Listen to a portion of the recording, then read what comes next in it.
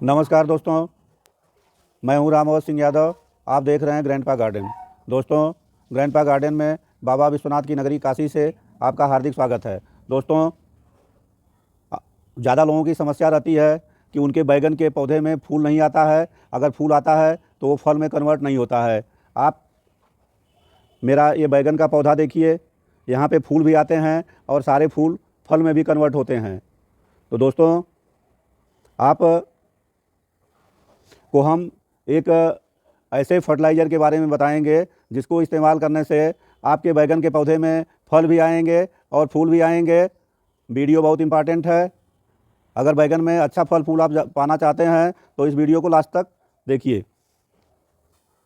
दोस्तों, जो सबसे पहला काम करना है, अपने इस बैगन के पौधे को आपको डायरेक्ट सनलाइट में रखना है।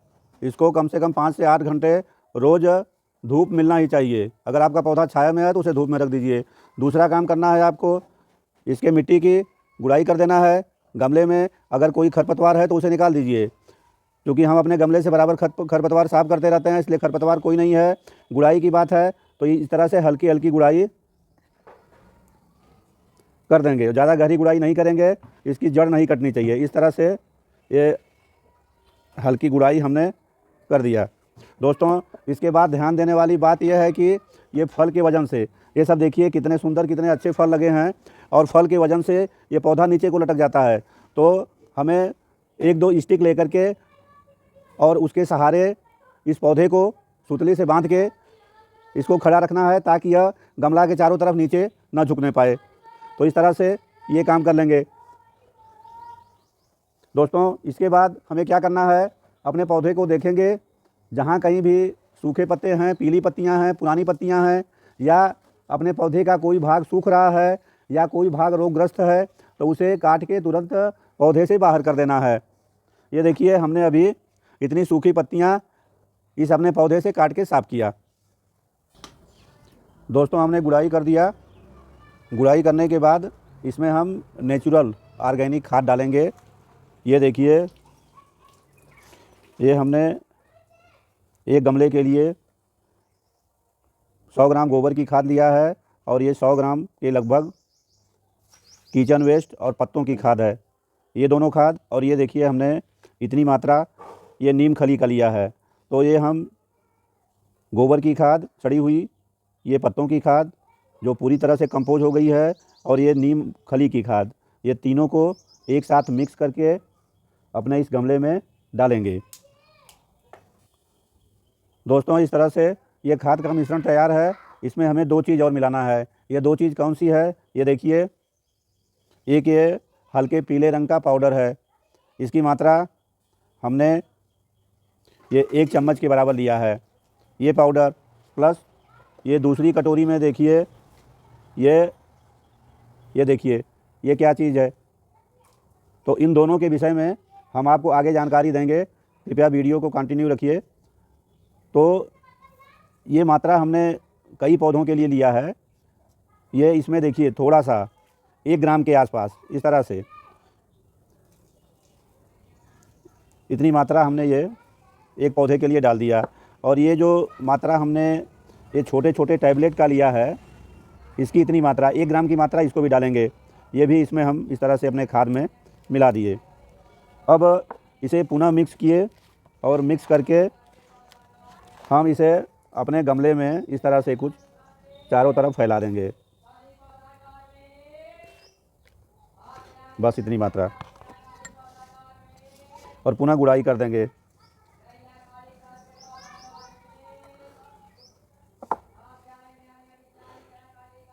दोस्तों, गुड़ाई करने के बाद एक लिक्विड खाद, ये देखिए, हमने लिक्विड खाद तैयार करके रखा है।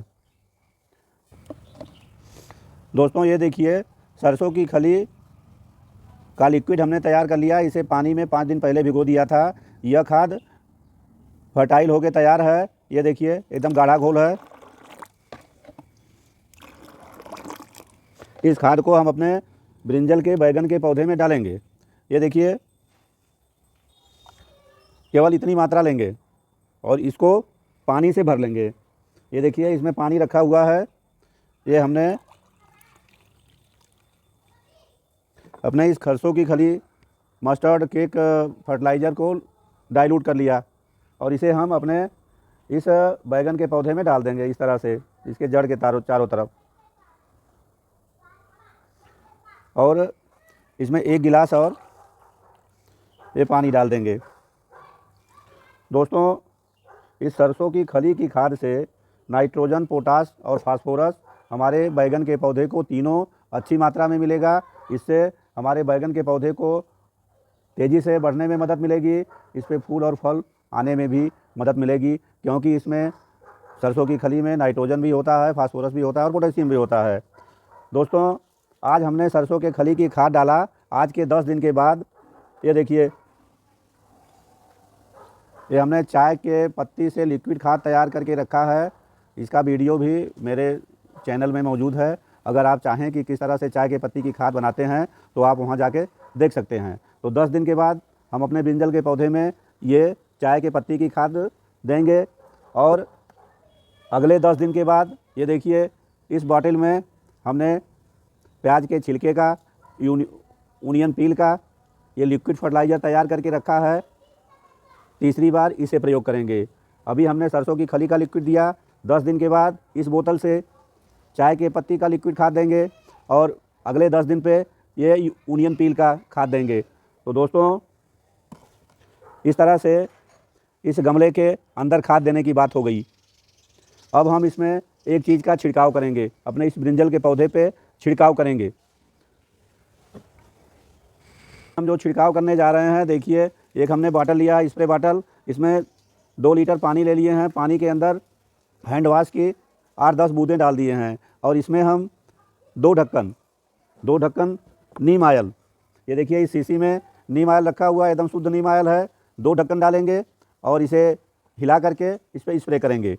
और इसके बाद हम जो 2 चीज़ डाले थे, एक पाउडर और एक टैबलेट की तरह का, उसके बारे में भी हम आपको अभी जानकारी देंगे। पहले नीम ऑयल का छिड़काव कर लें। ये नीम ऑयल, ये 1 ढक्कन डाले,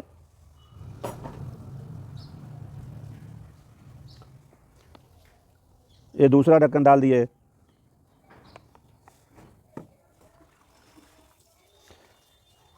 इसके बाद ये स्प्रे का ढक्कन बंद करेंगे।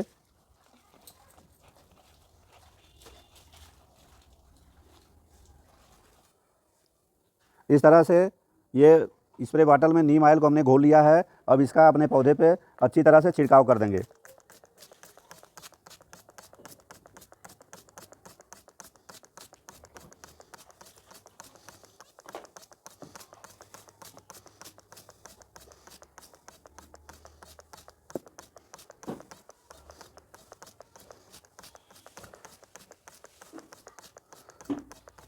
दोस्तों, इस तरह से हमने अपने इस पौधे पे नीम ऑयल का छिड़काव किया। नीम ऑयल कीटाणुनाशक है और इससे हमारे इस बैगन के पौधे पे कोई भी कीटाणु, फंगस या रोग नहीं लगेगा। दोस्तों, आज हमने ये नीम ऑयल का छिड़काव किया।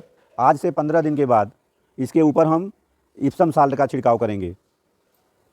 तो दोस्तों, ये देखिए, जो पीले रंग का पाउडर अपने गोबर की खाद में हमने मिक्स किया था, तो ये पाउडर उत्तम कंपनी का एक उत्पाद है। इसे संपूर्ण के नाम से जानते हैं। यह माइक्रोन्यूट्रिएंट्स मिक्सचर फर्टिलाइज़र है। इसमें आपको माइक्रोन्यूट्रिएंट्स मिलता है। इसमें जिंक होता है, फेरस है, मैंगनीज है और कॉपर है। दोस्तों, ये बहुत बढ़िया काम करता है, क्योंकि अगर अलग से माइक्रोन्यूट्रिएंट्स न डाला जाए तो गमले की जड़ें इतना कम जगह में होती हैं कि वे दूर तक फैल के नीचे के पौधे जो ज़मीन में लगते हैं और उनकी जड़ें दूर तक जाती हैं और ज़मीन से ही ये माइक्रोन्यूट्रिएंट्स ले लेते हैं। लेकिन गमले में माइक्रोन्यूट्रिएंट्स को पूरा करने के लिए हमें अलग से ये माइक्रोन्यूट्रिएंट्स देना पड़ता है। और इससे आपको फ़ायदा ये मिलेगा कि आपके इस पौधे का हर तरह से विकास होगा और जो भी आपके फल या फूल सूख के गिर जाते हैं वे नहीं गिरेंगे। जो ये कटोरी में हमने, देखिए, ये जो दूसरा चीज़ डाला, ये कटोरी में हमने आपको जो दिखाया था दूसरी चीज़ टैबलेट की तरह, यह बेंटेनाइट सल्फ़र है। ये देखिए, इसका ये पैकेट है, ये बेंटेनाइट सल्फ़र का पैकेट है। यह भी उत्तम कंपनी की है। यह आपको लोकल मार्केट में आराम से मिल जाएगी। इसमें सल्फ़र 90% होता है और बेंटेनाइट 10% होता है। यह सल्फ़र मिट्टी में प्रयोग करने के लिए है। दोस्तों, इसके प्रयोग करने से जो पत्तियां हमारे पौधे की पीली होती हैं, पत्तियां पीली नहीं होंगी, इसमें हरापन आएगा और क्लोरोफिल का निर्माण होता है। दूसरे, इसकी वजह से जो हमारे फल और फूल सूख के गिर जाते हैं, वे नहीं गिरेंगे। यह उत्पादन को बढ़ाता है। हमारे ये फलों का आकार बड़ा होगा, फलों के और फूलों की संख्या में वृद्धि होगी, फलों के ऊपर चमक आएगी।